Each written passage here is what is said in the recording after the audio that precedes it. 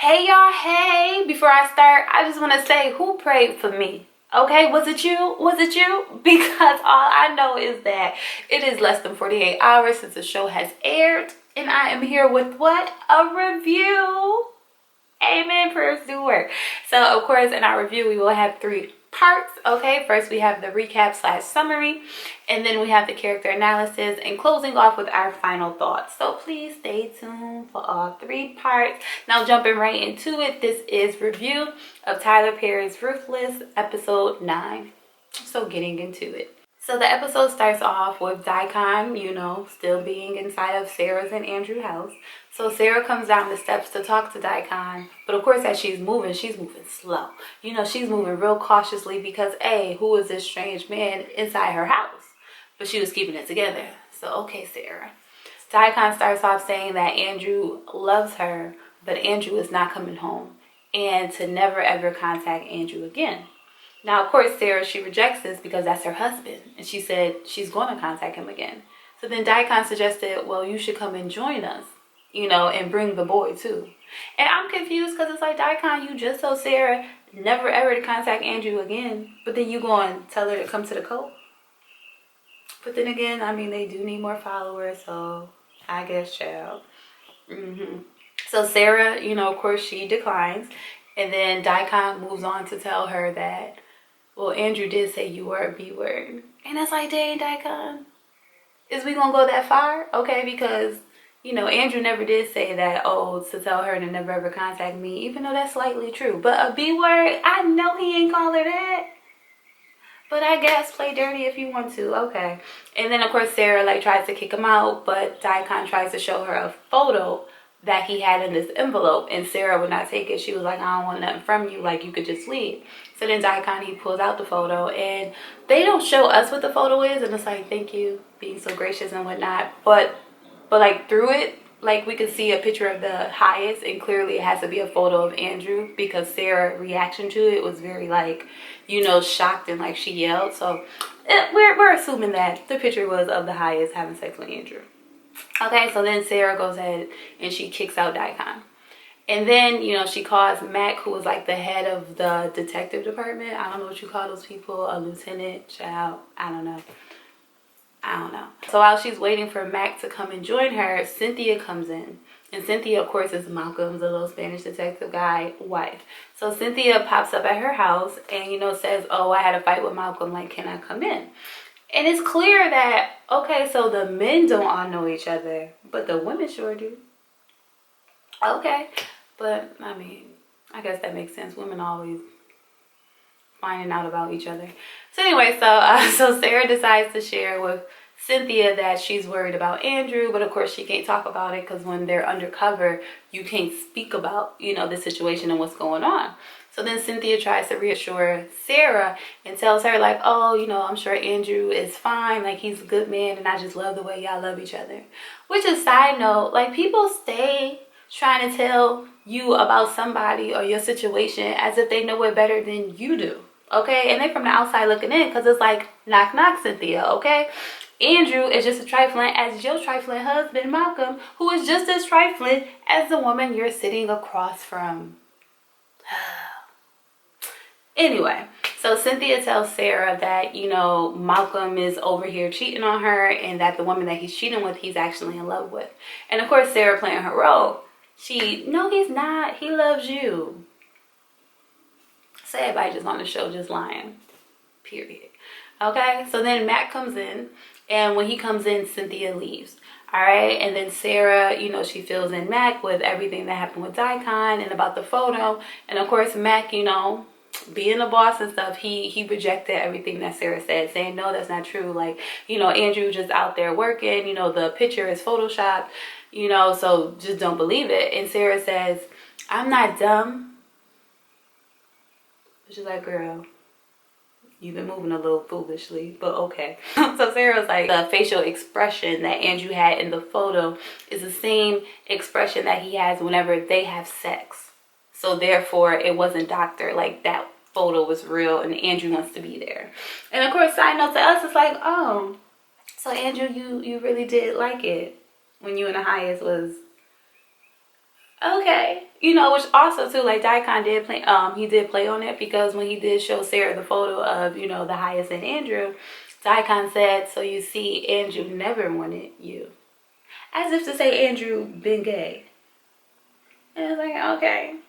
But anywho, right? So then, you know, Sarah tells Mac that, yo, he needs to pull Andrew, you know, from the case. And, you know, and like he needs to bring him home, but he can't come back here. And that was the smartest thing I heard her say, you know, in all these episodes. So it was like, okay, girl, amen, hand claps to you, right? And then she proceeds to say, whenever these men go in, you know, undercover, they always come back losing a part of themselves. And the person to blame is Mac, okay? Because he don't even really care. And it's like, hold on. Like, clearly your anger is misplaced, because these are all adults, okay? This is part of the job. They knew what the fudge they were signing up for. Like, don't be over here trying to come at the boss. Don't blame him. Blame your man. But moving on, right? So Mac, he apologized again or whatever. And he told her that first thing tomorrow morning, like, he's going to work on getting Andrew out. And it's like, was it always that easy? Like, what you going to do? How you going to get him out? Because we want to know. So then moving on to the next, we have Brian, who was asleep in bed, which of course we figured he was going to be asleep. And Lynn gets out to go ahead and meet with Daikon, right? And while she's in the car, Lynn asks Daikon, what did the highest do to me? Because ever since that day, which was just like 2 or 3 days ago, I can't stop thinking about the highest, or that feeling that, you know, I felt. And Daikon was like, well, that feeling you felt inside of you, that wasn't the highest, that was me. And it's like, Daikon, I knew it was you, boo. I knew it was you. With your little cute self, okay? Because the way he was looking at Lynn in his car, I was like, oh my God, Daikon, I love you for a reason. So anyway, so he said that, and Lynn was confused, you know? And then Daikon was like, whenever you have sex with any of our men, you're having sex with the highest, because the highest spirit flows through us. And that really irritated me, because it's just, I just can't stand the way that they think. You heard me? It's like, because one, spirits don't even work like that, okay? All spirits need is a body. They don't need no gateway entry, like, but we just gonna move on, because they just get on my nerve, right? So anyway, so he said that, you know, Lynn is kind of still like stuck in a way, because she don't know what the fuck she's talking about, right? And then Daikon suggested that Lynn should just, you know, give them all of her assets, all of her money, and, you know, just release everything and come join them. So therefore she could live free from bills, you know, responsibility, and it could just be pure freedom, right? Lynn rejects it, which is like, okay, Lynn, kudos to you. We got a little bit of sense, you know, left up in that head. Okay, and then Daikon, not giving up, you know, he suggests that she should come visit this weekend, because they're having a visitors weekend, which is very cult-like, because ironically, you know, when you're trying to recruit somebody, you just magically got this little visitors weekend or visitors event, or, you know, a freaking retreat. You know, just like a cult. They just be out here lying. But so I heard, because, you know, I ain't never had no experience with a cult. But that's something that they would do. Okay? So Lynn doesn't answer, and, you know, she just gets out the car. So the highest is with Marva, and the highest is telling Marva of the prophet that he had seen, well, the prophecy that he had seen, which was all of them being dead. Okay? He tells Marva that the time is coming, and will she be ready to basically kill herself? And what about the children?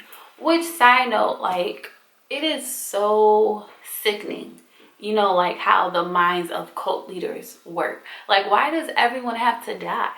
You get me? It just seemed like, you know, the cult leaders, like, they just want to seem so important, you know, as if they just have so much influence. Like, they can just have that much power. Like, that stuff is really just, it's just really disheartening, period.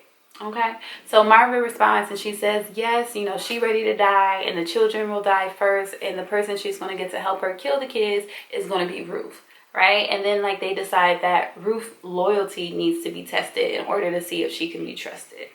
Okay, and then the highest, he squeezes in there, can you also look after Daikon and Andrew, because I don't trust neither one of them. Which is like, the highest is a little snaky son of a gun. And also a liar, but, you know, we all knew that. That's nothing new. Okay, he shares with Marva that she is the only person that he trusts, that she is the purest. And of course, Marva eats that up, sweetie.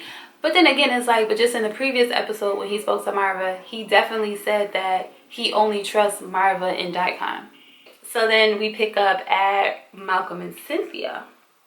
So Cynthia's in the bed, you know, chilling. And then Malcolm comes home and they end up fighting. Okay, Cynthia accuses Malcolm of, you know, having another woman. And of course, Malcolm, he denies it, right? And then Cynthia goes on to say, listen, if you don't want to be with me, if you want to leave, let me know and I'll gladly let you go. And then just like a trifling, well, I ain't gonna say man, I'm just gonna say a trifling cheating person, okay, who be out here lying. All right, he flipped the script and he was like, oh, okay, so now, you know, basically you telling me like that's what you want, like you want me to leave or whatever, and that's why you trying to reverse this whole thing on me. But Cynthia was like, Malcolm, F all of that noise you talking about, you could just get out, okay? She was like, F you. And then that scene ended. Which, I mean, I really don't understand what the point of this whole Malcolm and Cynthia thing is, but maybe they'll get a purpose as the show progresses. So Daikon comes back to, you know, the compound extremely late, you know, from his trip from the city. So he comes back, it's very, very late, everyone's asleep and whatnot, and he decides that he is going to pay Ruth a visit. And when he goes to Ruth's trailer, you know, he pulls back the curtain and he kind of like goes like into her window, you know, while she's sleeping in her underwear. So then, you know, he reaches and he pulls the sheets or the cover that she had on her and he pulls it down, you know, to see her little private parts. So as he is looking, because I'm just shocked, I'm like, Daikon, was you drinking when you was out? Like, who is this person? Shocked, okay? As he's looking down there, you know, Ruth wakes up, and when she wakes up, she stares Daikon directly in his eyes, okay? And Daikon is frozen. And then she grabs Daikon's hand and places it down there. Okay, and you know, Daikon, he was just letting it happen. And I'm like, okay, Ruth, that's a player move right there. I see you, okay. But then she effed it all up because she was like, let me come to you. And he was like, that's not the Rakadushi way. And then he moved that hand and he left, okay? But not before he noticed that there were footprints like in the gravel. Because if you remember that night, Andrew came to the window to get Tally or whatever. So of course his footprints was there. So, you know, when Daikon noticed them, you know, he put his footprint on them. One, you know, just to make sure that it wasn't his. And two, to make sure it was a man. And it's like, ooh, that boy right there is smart. Okay, he ain't go to jail for nothing, boo. So, but anyway, right, so he did that and then, you know, he left out. So, Tally is speaking to Ruth saying like, you know, Ruth, this is very dangerous. And basically she has no faith that Ruth will be able to pull this off. Which is really annoying because like I definitely get Tally, you know, being so concerned and everything. But also like, I just really dislike when other people place their fears upon you. You know, like your fears ain't my fears. Like stop trying to project, you know, anything on me. Like stop trying to make me scared. Just go ahead and be fearful quietly, not out loud. Okay, so anyway, so then Tally told her that, you know, Daikon is a beautiful snake. Which of course Tally, he really is. That's why I love him. I love him. But anyway, right, so so Tally said Daikon is a beautiful snake because, you know, he's the one, you know, who uses his looks to charm the women into joining the cult, but he is the devil. And Ruth says, well, he met his match. And then very lackluster, she says, they ain't called me Ruthless out in the streets for nothing. And I mean, I just didn't really believe her. Like, she didn't say it with enough conviction. So after she said it, I was just left like, do they really call you that? Like, why they call you that, Ruth? All right, so let's get into these characters. So first we have Ruth.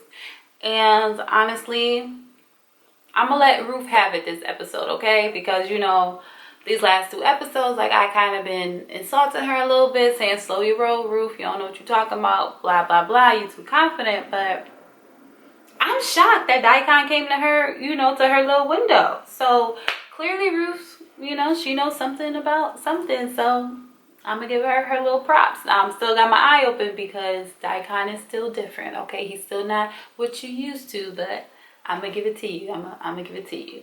But celebrations should be short-lived because it is said that she is going to be tested tomorrow. So I wonder what they gonna do. And is she gonna be ready? Is she gonna pass? We don't know, y'all. We just don't know. Tally is actually getting on my nerve. Very much so. Because, like, I understand that she's scared. I understand, like, the severity of the, you know, of the events that's taking place. But it's like, keep all of your reservations, like, keep all of your fears, like, be scared in private, okay? Do it in silence. Because just hearing you nag about it and you just repeat, like, girl, we can't take it. Like, either commit to the plan, knowing all of the risks, or just don't do it. Because all of this out loud talking, I'm irritated, okay? And I ain't even Ruth. She ain't even saying it to me, but baby, my ears is tired, okay? And it's just so crazy too, because when this show first started, like, I really thought Tally was like the go-getter. Like, I thought she was the leader, you know, I thought she was like the tough girl, and also like she was getting beat. So I was like, yeah, that girl's super tough, okay? But I see I was wrong, very, very wrong about her. Andrew, for the first time, I don't have to talk about this man because he only had like 3 words in the whole freaking episode. Finally. But what I will say is that he really does need to be grateful that Sarah did not sell him out. He lucked up. He really did. Moving on. So we have Brian, which is just like, yo, Brian, good luck. Stay strong. Because the way Lynn moving, good luck to you. Lynn, as much as I dislike Lynn, in this episode, she didn't really get on my nerve as much. You know, I didn't have such a strong dislike for her. And I actually feel like, but this may be early, whoa, but I actually kind of feel like there may be hope for Lynn, you know, because it's clear that she does not want to join the cult, okay? And when we say that, because she was asked twice already to join them. And both times, Lynn, she didn't even think about it. It was just like a, no, I can't do that. Now, of course, she did use her husband as a scapegoat, but still, it was a no right off the bat. So, good for you, girl, right? But then it is kind of confusing because, you know, from the last episode, it seemed as if, oh, she just wanted, you know, the feeling back, you know, the drugs back. But yet, when she met up with Daikon in the car, she didn't ask him for any drugs. You know what I'm saying? Like, you know, like they really just had a conversation and then she ended up leaving. So it's like, as of right now, I'm a little concerned with the motive here. But then it does kind of make me think about like episodes back. I think it was like the 3rd episode or 2nd episode. I don't know. Oh, no, I lied. It was like the 5th episode. But anyway, I thrown out the idea that maybe she is helping the case. You know, maybe this is all strategic. Now, I don't think this is all strategic. I just know that I don't know what her motive is, period. Okay, so I was just guessing. I ain't gonna lie to you, but what I do know is that if she does go to the freaking visitors weekend, it's gonna be over. It's gonna be a done deal. I really hope she never goes to that. Most certainly, because they're gonna keep her drugged up, okay? And she ain't gonna never wanna leave. Terrible. Yeah. Daikon. I've actually never been disappointed in Daikon, you know, since I liked him. Like, the first episode, I didn't like him. I was like, who is this man? Whatever. But after that, I've always loved Daikon. Like, I always respected the way he moved. Like, he's a smart man. But he has me confused because that whole interaction with Sarah, like, what was that? Okay, he told the highest that he had to go into the city, you know, to like protect them and, you know, to follow his instincts about Andrew. But yet when he spoke to Sarah, he was like all over the place. Like, you know, from the whole Andrew loves you, never ever contact Andrew again. Oh, come join our cult. Oh, Andrew called you a B-word. Look at this photo.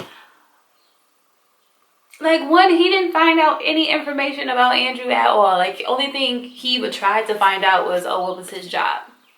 He didn't even try hard to get at that. So what's going on? You know, and secondly, the photo. The fact that he used the photo, one, how did he even get the photo? Okay, because at the time of, you know, Andrew's seating party, you know, he was on good terms with Daikon. You know, Daikon was like raving about him, blah, blah, blah.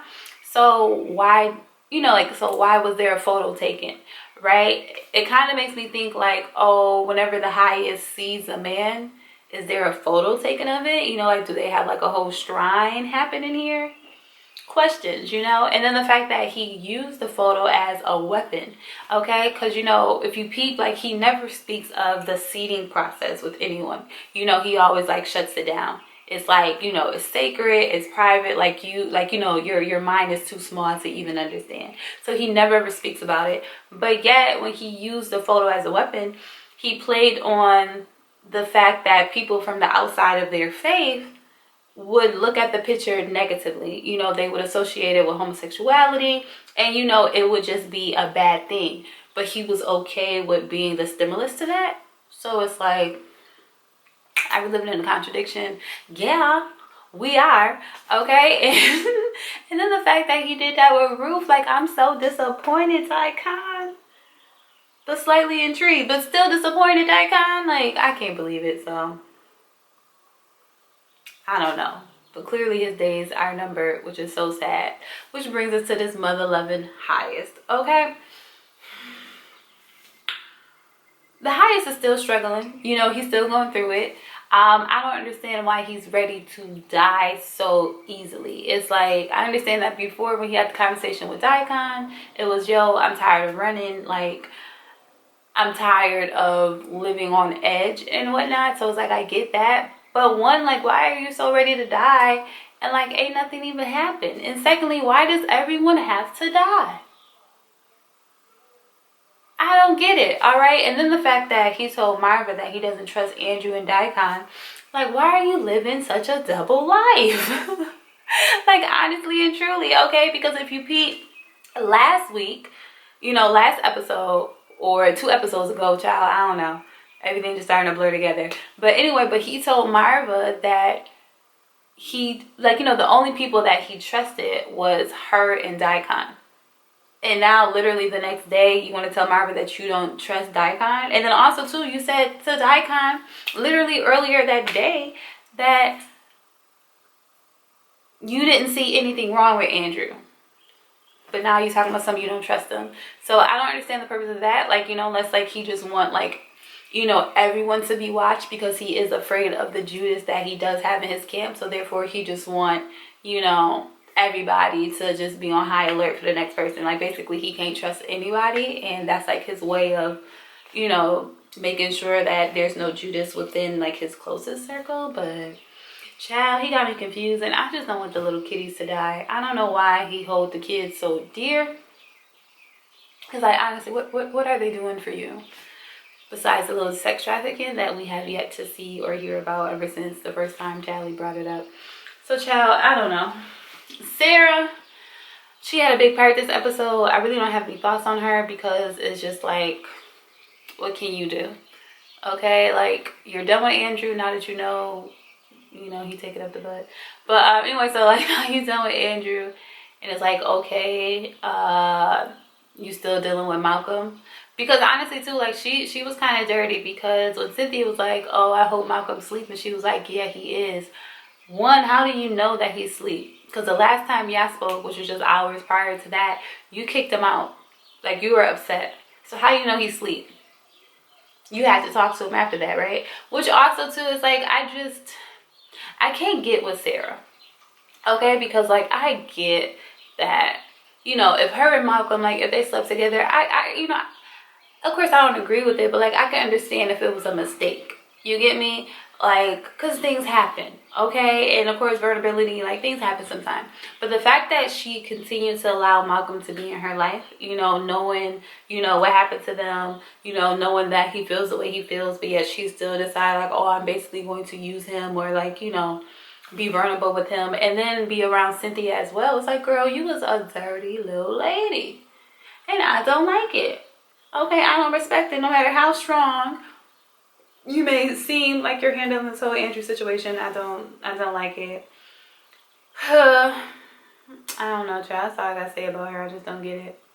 So yeah, until the next episode, okay? Because this episode was meat T-boo, which of course every episode has been, and it's like, I thank you, because that's what we like in the episode. That's what we like in shows, okay? That's what makes my review so dang on jam-packed, is all the meat that they keep, you know, that they keep providing for me in their episodes. So I'm grateful, Tyler. Definitely here for the next one.